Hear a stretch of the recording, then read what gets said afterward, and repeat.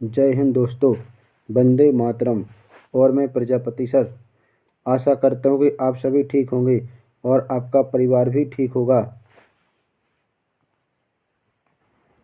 आप सभी का हमारे YouTube चैनल हंगामा ऑफ साइंस में स्वागत है। आज हम संज्ञा के 50 महत्वपूर्ण प्रश्नों पर चर्चा करेंगे। ये प्रश्न हर परीक्षा में पूछे गए हैं। चलिए, तो इन प्रश्नों को आप बहुत अच्छे से तैयार कर लेंगे, क्योंकि एक बार यदि हम तैयार कर लेंगे तो हमेशा के लिए ये हमेशा याद रहेंगे। तो हमारा पहला प्रश्न शुरू होता है संज्ञा के भेद से, 4 ऑप्शन के साथ। यदि आप हमारे चैनल पर पहली बार विजिट कर रहे हैं तो चैनल को सब्सक्राइब जरूर करें एवं वीडियो को लाइक करें। साथ ही अपने दोस्तों और मित्रों को वीडियो को शेयर करना है। तो दोस्तों, आज हमें संज्ञा के 50 क्वेश्चन अटेंड करना है। चलिए, तो हम वीडियो को शुरू करते हैं। तो हमारा पहला क्वेश्चन है संज्ञा के भेद बताइए। तो संज्ञा के कितने भेद होते हैं? संज्ञा के भेद होते हैं 5। तो पहला आंसर हमारा बी सही। 5 कौन कौन से? व्यक्तिवाचक संज्ञा, जातिवाचक संज्ञा, समूहवाचक संज्ञा, भाववाचक संज्ञा और पदार्थवाचक संज्ञा। इस तरह से हमारे संज्ञा के भेद कितने होते हैं? 5 होते हैं। तो याद रखिएगा, संज्ञा के भेद कितने होते हैं? 5। और इसमें भी काउंटेबल और अनकाउंटेबल, कुछ संज्ञाओं को हम गिन सकते हैं और कुछ को नहीं गिन सकते हैं। चलिए, तो नेक्स्ट क्वेश्चन देखते हैं।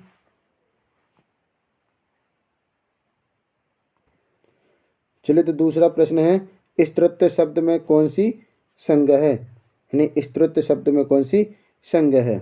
तो इसका हमारा राइट आंसर है भाववाचक संज्ञा। तो स्त्री, स्त्री में होगा जातिवाचक संज्ञा, लेकिन स्त्रीत्व मतलब, तो इसका अर्थ होता है स्त्रीत्व का स्त्री होने का भाव या गुण, तो इसे कहते हैं स्त्रीत्व। तो क्या है? भाववाचक संज्ञा है। चलिए, नेक्स्ट क्वेश्चन। चलिए, हमारा प्रश्न क्रमांक 3। बुढ़ापा भी एक प्रकार का अभिशाप है, रेखांकित शब्द। तो बुढ़ापा के नीचे क्या लगा है? रेखांकित शब्द लगा है। तो इसमें बुढ़ापा में हमें क्या बताना है? संज्ञा शब्द बताना है। तो बुढ़ापा में कौन सी हो? जातिवाचक संज्ञा हो नहीं सकती है, व्यक्तिवाचक संज्ञा हो नहीं सकती है। तो इसमें क्या होना चाहिए? भाववाचक संज्ञा। तो बुढ़ापा क्या है? बुढ़ापा है एक भाववाचक संज्ञा, क्योंकि भाववाचक संज्ञा में किसी के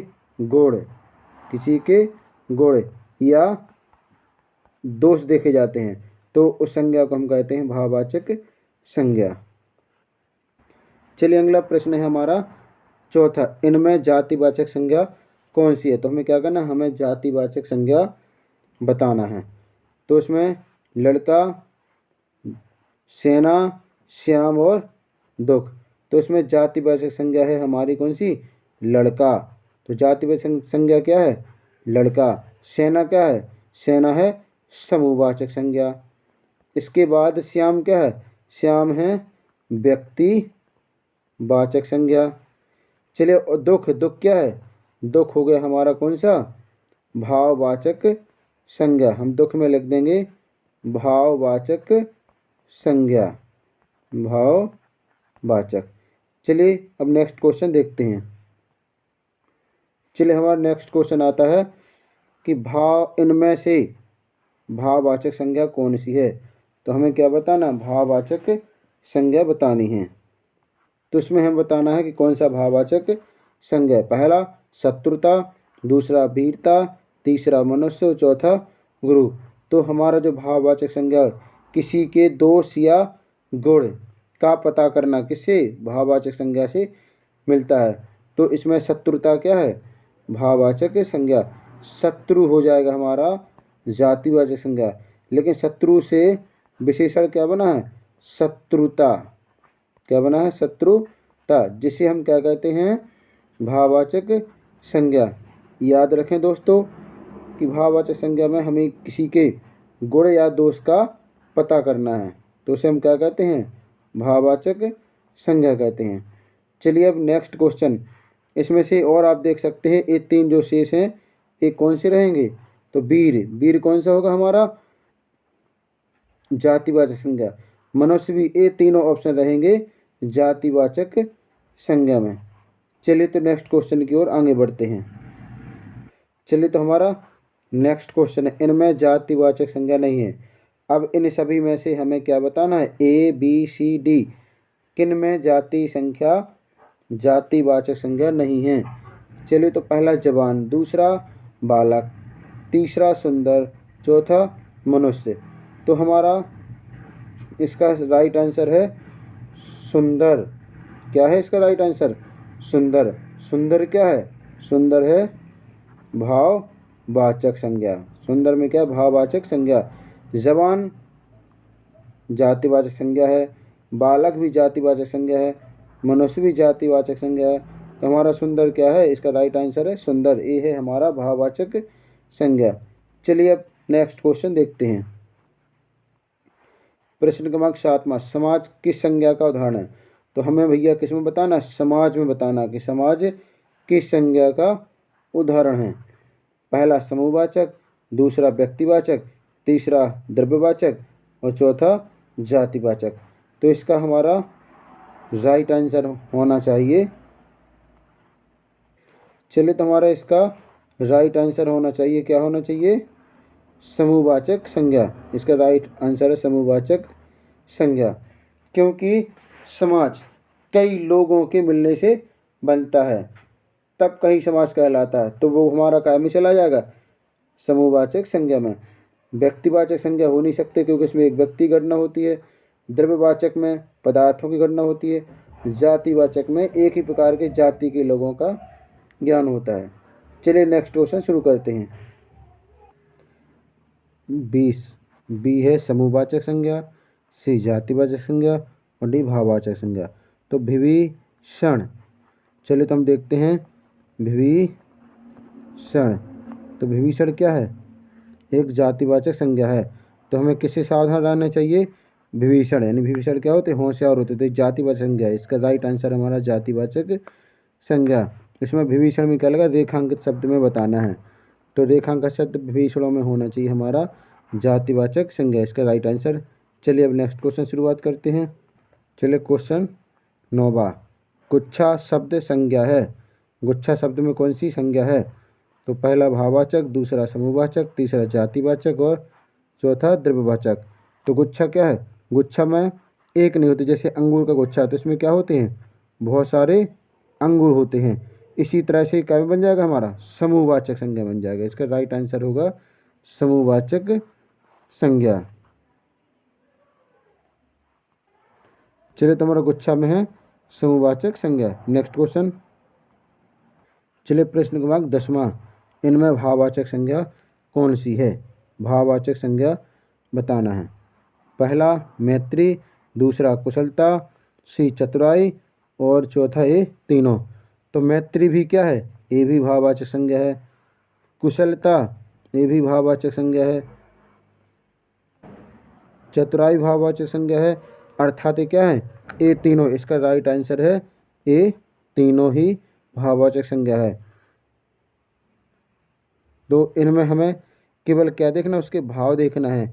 काम करने की कुशलता है, कार्य में चतुराई है या मैत्रीपूर्ण व्यवहार है, ये सभी किस में आ जाएंगे, भाववाचक संज्ञा में। क्योंकि भाववाचक को एक तो हम मापा नहीं जा सकता कि उसमें कितना भाव है कितना भाव नहीं है। तो इसमें आ जाएगा हमारा अनकाउंटेबल, यानी अगणनीय संज्ञा के अंतर्गत आ जाएगा भाववाचक संज्ञा। हमें साथ में ये भी ध्यान रखना है कि कौन सी संज्ञा को हम गिन सकते हैं, कौन सी संज्ञा को नहीं गिन सकते हैं। चलिए अगला प्रश्न 11वां, लघुत्व शब्द में कौन सी संज्ञा है। तो हमें लघुत्व में कौन सी संज्ञा है, इसका ध्यान रखना है।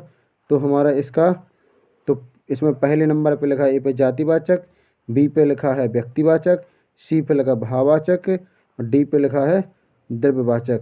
तो इसका हमारा राइट आंसर है भाववाचक। लघु यानी छोटा, तो छोटा से बना लघुत्व यानी छोटे से छोटा। तो क्या एक भाव है, लघुत्व क्या है, एक भाव, इसलिए इसका ऑप्शन होगा भाववाचक संज्ञा। चलिए हम नेक्स्ट क्वेश्चन की शुरुआत करते हैं। चलिए हमारा प्रश्न आता है, इनमें द्रव्यवाचक संज्ञा नहीं है। तो क्या बताना हमें, द्रव्यवाचक संज्ञा नहीं है। तो घी क्या है, घी द्रव्यवाचक संज्ञा है। चांदी ए भी पदार्थवाचक संज्ञा है या द्रव्यवाचक संज्ञा है। तेल ए भी पदार्थवाचक संज्ञा है। यदि मीठा होता तो बात अलग थी, इसमें लिखा मिठास, तो क्या है, मीठा से विशेषण बना है तो इसे कहते हैं मिठास, यानी इसमें क्या है, भाववाचक संज्ञा, भाववाचक संज्ञा। तो हमारा मिठास है भाववाचक संज्ञा है। यही राइट आंसर है कि भाववाचक संज्ञा क्या है, द्रव्यवाचक संज्ञा नहीं है। जिस संज्ञा में किसी व्यक्ति वस्तु कि क्या गुण दोष देखे जाए तो वो होती है भाववाचक संज्ञा, जबकि द्रव्यवाचक संज्ञा में किसी वस्तु या पदार्थों के नाम आते हैं उसे हम द्रव्यवाचक संज्ञा कहते हैं। चलिए हमारा अगला प्रश्न शुरू होता है, इनमें समूहवाचक संज्ञा नहीं है। किसमें समूहवाचक संज्ञा नहीं है? तो पहला बारात, दूसरा साड़ी, तीसरा सेना, चौथा मेला।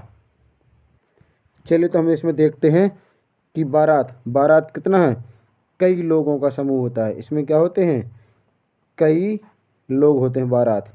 एक अकेला व्यक्ति को थोड़ी ना बारात कह सकते हैं, इसमें क्या होते हैं, बहुत सारे लोग होते हैं, तो ये भी समूहवाचक संज्ञा है।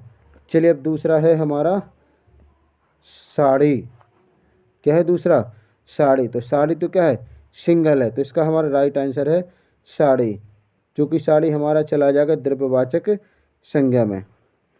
चलिए अब देखते हैं सेना। सेना क्या है, एक व्यक्ति अकेला, एक सैनिक नहीं है, कई सैनिक मिलकर के सेना का निर्माण करते हैं, इसलिए ये किसमें, ये भी हमारा समूहवाचक संज्ञा है। चलिए अब नेक्स्ट है मेला। तो मेला का कई लोगों के मिलने से मेला भरता है या कई दुकानों लगने से मेला लगता है, इसलिए ये हमारा समूहवाचक संज्ञा है।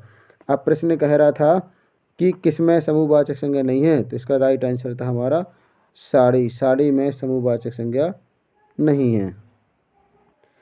चलिए प्रश्न हमारा 14वां शुरू होता है, मधुर शब्द का भाववाचक संज्ञा होगा। मधुर का क्या करना है, भाववाचक संज्ञा बताना है। दोस्तों यदि आपने वीडियो को लाइक नहीं किया है तो लाइक ज़रूर कर लें। यदि आपने हमारा चैनल सब्सक्राइब नहीं किया है तो चैनल को सब्सक्राइब करके रखें, जिससे हमारी आगे आने वाले वीडियो आप तक पहुंचने लगे। चलिए तो इसका हम आंसर देखते हैं। मधुर से क्या बनाना है हमें, मधुर से बनाना हमें भाववाचक संज्ञा, तो मधुर से क्या बनेगा हमारा, चलिए तो मधुर से क्या बनेगा, माधुर, तो इसका राइट आंसर है माधुर, यानी मधुर शब्द का भाववाचक संज्ञा होगा माधुर। चलिए नेक्स्ट क्वेश्चन की शुरुआत करते हैं। चलिए प्रश्न 15वां, इनमें समूहवाचक संज्ञा है, तो हमें क्या करना है, इनमें से समूहवाचक संज्ञा बताना है। तो इसका हमारा राइट आंसर है सेना, यानी सेना में समूहवाचक संज्ञा है। राइट आंसर क्या है इसका, सेना, चूँकि सेना कई सैनिकों से मिलकर बनी होती है, इसलिए इसमें समूहवाचक संज्ञा है। अब आता है सोना। तो सोना क्या है, सोना हमारा पदार्थवाचक संज्ञा है। पेड़ क्या है, पेड़ आ जाएगा हमारा जातिवाचक संज्ञा में। चलो नेक्स्ट देखते हैं फल। तो फल भी कहाँ, अब किसी विशेष फल का नाम तो है नहीं, तो इसको हम लाएंगे किसमें, इसको भी हम जातिवाचक संज्ञा में लाएंगे। चलिए अब नेक्स्ट क्वेश्चन की शुरुआत करते हैं। चलिए देखिए दोस्तों कितना रोचक मनोरंजक प्रश्न आ गया। रामायण शब्द संज्ञा है, रामायण में हमें क्या बताना है, संज्ञा शब्द बताना है। चलिए तो आप कमेंट्स करके जल्दी भेजिए कि इसमें कौन सी संज्ञा है। तो इसका राइट आंसर देखते हैं। तो रामायण क्या है, रामायण है एक पुस्तक का नाम, रामायण क्या है, पुस्तक का नाम है, इसलिए इसको लाएंगे हम किसमें, व्यक्तिवाचक संज्ञा में। इसका राइट आंसर होगा व्यक्तिवाचक संज्ञा। यदि पुस्तक लिखा होता तो किसी की भी पुस्तक हो सकती है, रामायण हो सकती है, महाभारत हो सकती है, गीता हो सकती है। अब इसमें किसी पुस्तक का नाम नहीं है, बल्कि पर्सनल एक सिंगल पुस्तक का नाम है, जिसका नाम है रामायण, इसलिए ये हमारा जाएगा किसमें, व्यक्तिवाचक संज्ञा में। दोस्तों आपको ये भी पता होगा कि रामायण के रचयिता कौन है, रामायण को किसने लिखा है? तो रामायण को किसने लिखा है? तो रामायण को लिखा है वाल्मीकि ने। रामायण को किसने लिखा है? वाल्मीकि ने। इसमें एक क्वेश्चन हम कई बार कन्फ्यूज कर जाते हैं कि रामायण और रामचरितमानस को किसने लिखा है। तो जो हमारा रामचरितमानस है क्या है? रामचरितमानस। ये किसने लिखा है? तो ये लिखा है गोस्वामी तुलसीदास ने लिखा है। किसने लिखा है? गोस्वामी तुलसीदास ने लिखा है। तो हमें कंफ्यूज नहीं होना है। चलिए नेक्स्ट क्वेश्चन की शुरुआत करते हैं। चलिए प्रश्न है, शतमत सभा की संज्ञा का उदाहरण है? व्यक्तिवाचक, बी जातिवाचक, सी भाववाचक, डी समुदायवाचक। तो इसका हमारा राइट आंसर है समुदायवाचक, जिसे हम क्या कहते हैं? समुदायवाचक या फिर समूहवाचक। क्या कहते हैं इसको? समूहवाचक संज्ञा। अब सभा किसी एक व्यक्ति के तो लग नहीं सकती, बहुत सारे व्यक्तियों के लिए जो आयोजन करते हैं उसे कहते हैं सभा। उस सभा को कहाँ संचालित किया जाता है? सभा कक्ष में, जिसका एक मुखिया होता है। तो सभा का क्या होता है? सभा कहाँ होती है? सभा कक्ष में, और इसका एक मुखिया होता है। यानी सभा का क्या होता है? मुखिया, जिसे हम क्या कहते हैं? सभापति। तो इस मुखिया को हम कहते हैं सभापति। जो सभा को संचालित करता है उसको कहते हैं हम सभापति। चलिए दोस्तों, अगला प्रश्न शुरू होता है 18वां। वह पूरी यात्रा पर गया था। इस वाक्य में पूरी शब्द क्या है? व्यक्ति पूरी यात्रा पर गया था, तो हमें क्या बताना? पूरी शब्द में बताना है। तो वह पूरी यात्रा पर गया था, इस वाक्य में पूरी शब्द क्या है? तो पूरी, पूरी से तात्पर्य है पुरी, यानी कौन सा? जगन्नाथपुरी। तो पूरी यात्रा पर गया, तो इसमें कौन सा होना चाहिए? तो इसमें होना चाहिए कौन सा? व्यक्तिवाचक संज्ञा। इसका सही आंसर है व्यक्तिवाचक संज्ञा, क्योंकि पुरी, जगन्नाथपुरी क्या है? एक स्थान का नाम है, इसलिए इसमें क्या होगा? व्यक्तिवाचक संज्ञा होगा।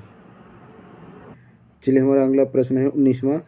उसके सपनों का सौदागर आया। इनमें सपनों शब्द में क्या है? तो सपनों शब्द में क्या होना है? चलिए, तो इसका पहला ऑप्शन है भाववाचक, दूसरा जातिवाचक, तीसरा व्यक्तिवाचक और चौथा इनमें से कोई नहीं। तो इसका राइट आंसर है भाववाचक। क्या है? सपनों में क्या है?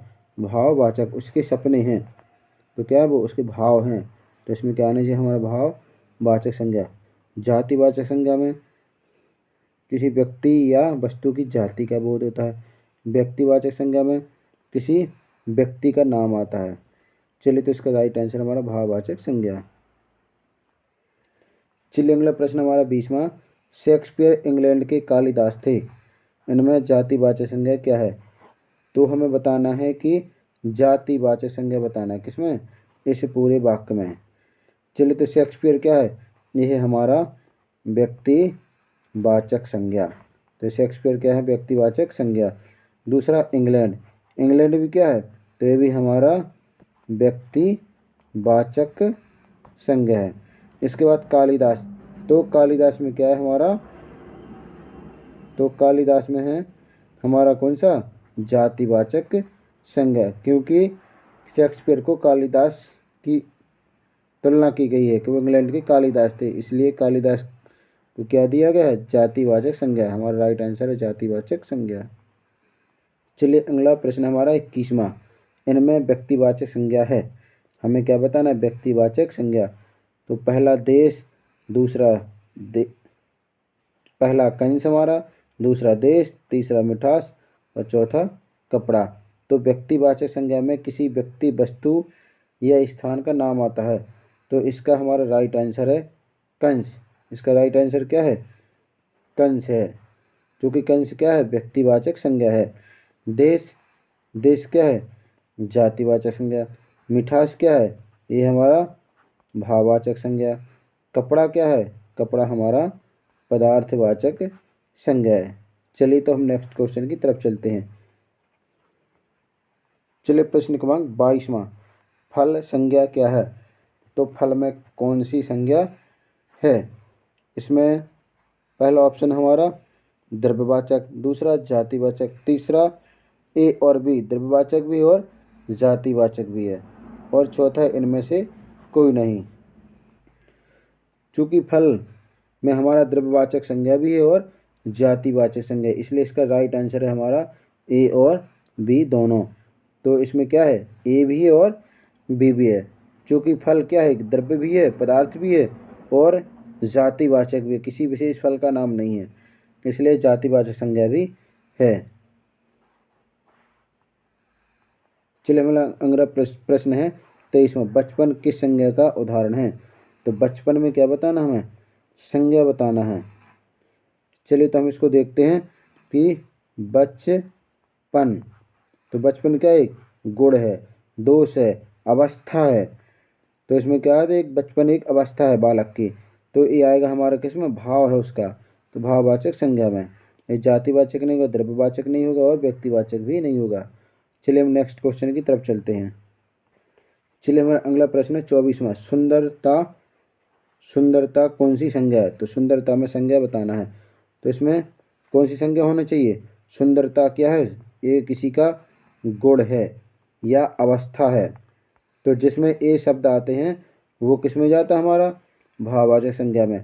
तो इसका सही आंसर है भाववाचक संज्ञा। चलिए अगला प्रश्न आता है 25वां, इनमें से क्रिया से बना भाववाचक, क्रिया से बनाना है। तो इसमें बना वीर से बना है वीरता, तो ये वीर क्रिया नहीं है।